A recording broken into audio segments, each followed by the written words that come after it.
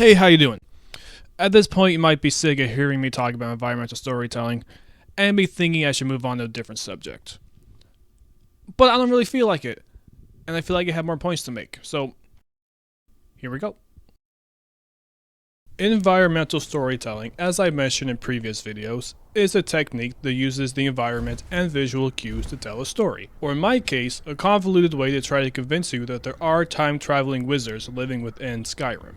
But what I haven't mentioned is that environmental storytelling is magic, really. And here's what I mean by that. The hit 2006 Christopher Nolan film, The Prestige, is a movie about rival magicians, and it's one of my personal favorites. Just stay with me.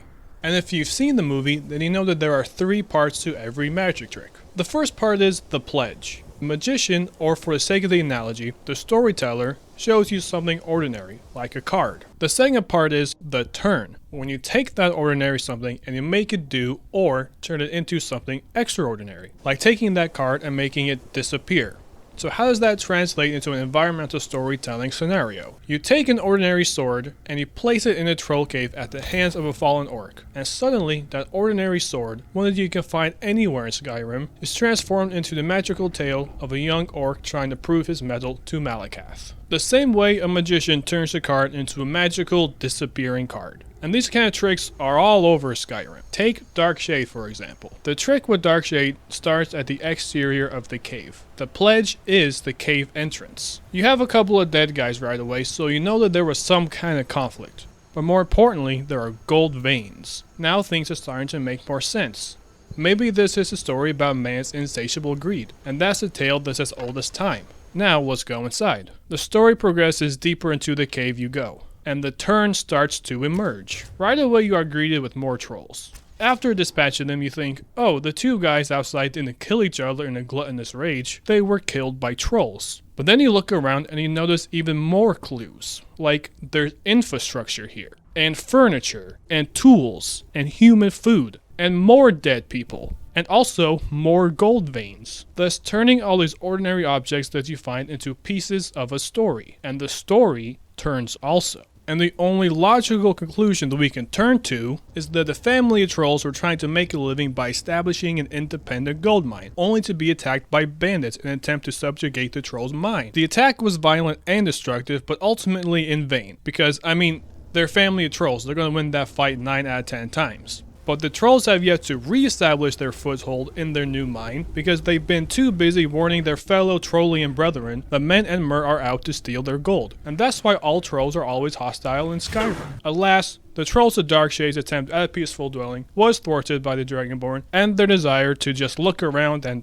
pick shit up. Because that's really what 90% of this game is. But if we could just rewind for a second and talk about trolls for a little bit. Earlier you saw me go into the cave where you find Troll's Bane. And at first glance it's easy to assume that the troll lives in this cave. However, I would argue that Frofnir lives here. Exhibit A. Trolls do not do arts and crafts. Exhibit B. Why would a troll collect other troll skulls? That's just sick. I think that the defendants had a vendetta towards the rabid Nord known as Frofnir Trollsbane, who earned his namesake by killing the friends and family of the defendant. So the defendant stalked Frofnir to his home grotto and took justice into his own hands. At least I think that's a better story. And I guess the moral of the story is maybe we should just leave trolls alone. They're just trying to get by like the rest of us. I understand that trolls have fat that's valuable to alchemists. So if you're looking for a fat troll, here you go. Oh look, low-hanging fruit.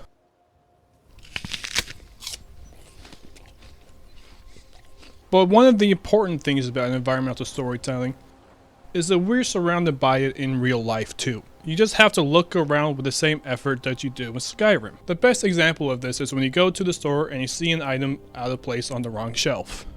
Someone made the conscious decision to leave that item there. And stories are pretty much just people making decisions. You see a toy in the home decor section and clearly it doesn't belong there. Chances are some kid found the toy that they liked and was brave enough to ask his mom if he could have it, only for its preposition to be rejected, thus developing an early fear of rejection. Then, the kid either didn't have the will or the attention span to remember where he got it from, so he just plopped it on whatever shelf his mom was by, and they went on their way. Or maybe for some odd reason, let's just say there's some donuts in the yogurt section. Someone made the decision that they don't really need that box of donuts, and maybe they noticed a little too much jiggling going on when they were doing the dishes last. So they thought it would be best to just put the donuts back. But when they went to do that, there was an employee stocking that shelf, and they didn't want to be that guy that puts the donuts back. So he just put them where the yogurts go, where no one was looking. I know those stories seem oddly specific, but who knows how I come up with these things. Now, as I mentioned earlier, there's a third part to every magic trick. The prestige. When the magic trick goes full circle and you are left with a satisfying resolution.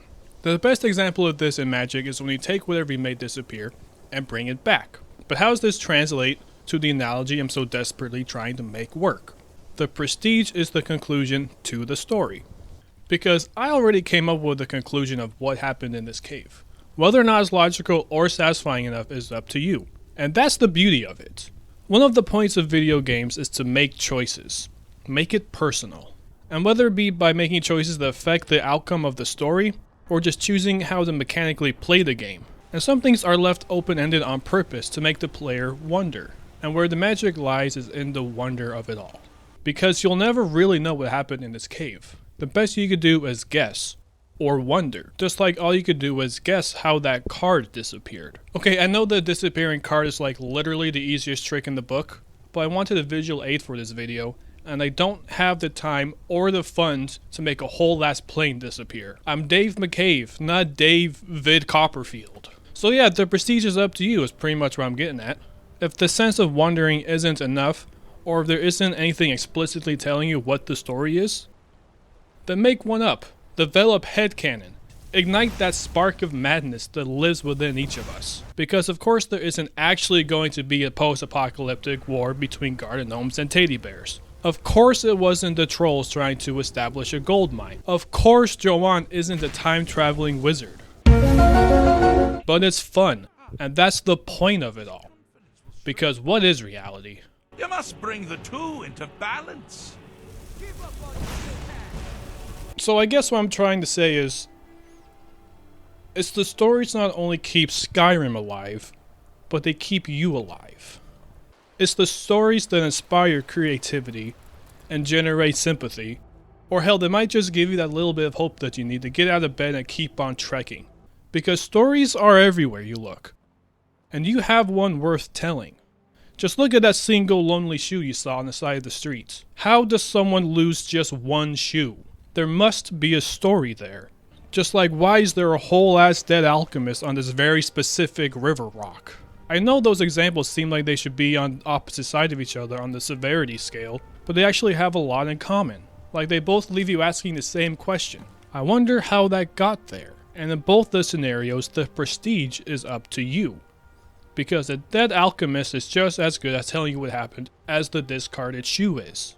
But hopefully this alchemist had some good stories. Because it's the stories that are passed down that keeps your loved ones with you, and you with them.